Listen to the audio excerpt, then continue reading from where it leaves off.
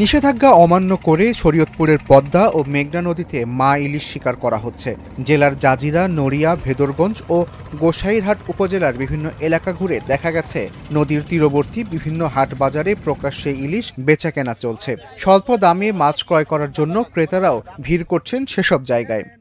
আমরা কি করবো, এর ফাঁক পেলে তো একটা খেয়াল দেয় পোলা বানে, এরপরে এই পর্যন্ত ভাই আমরা হলো একবার অসহায়। নিষেধের পরও আমরা খাওয়ার জন্য এই মাছ নিতে আসছি, আমরা তার বিক্রি করি।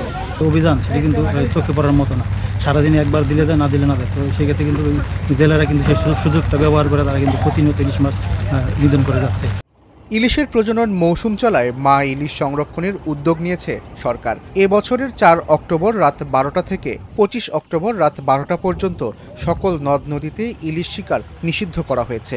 সেই সঙ্গে ইলিশ মাছ বিক্রি, মজুদ, সংরক্ষণ ও বিপণন নিষিদ্ধ ঘোষণা করা হয়েছে। শরীয়তপুর জেলায় প্রায় ২১,৫০০ জেলে ইলিশ মাছ শিকার করে জীবিকা নির্বাহ করেন। শরীয়তপুর জেলা মৎস্য কর্মকর্তা জানান, মা ইলিশ সংরক্ষণ অভিযান চলাকালীন সময়ের জন্য ওই সকল জেলেকে খাদ্য সহায়তা হিসেবে ২০ কেজি করে চাল দেওয়া হয়েছে। লোকবল সংকটে ইলিশ শিকার থামানো যাচ্ছে না বলেও জানিয়েছেন তিনি।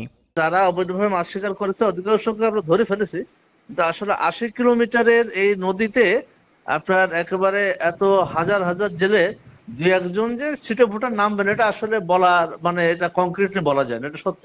আমাদের হয়তো ম্যান পাওয়ার সংকট আছে, আমাদের যানবাহন লজিস্টিক সংকট আছে, তার ভিতরে যতটুকু আছে আমরা সর্বোচ্চ চেষ্টা করছি। এখনো পর্যন্ত আমাদের কন্ট্রোলে আছে নদী, আর আশা করি আগামী ২২ দিন পর্যন্ত থাকবে, এটা আমরা প্রত্যাশা করছি আর কি।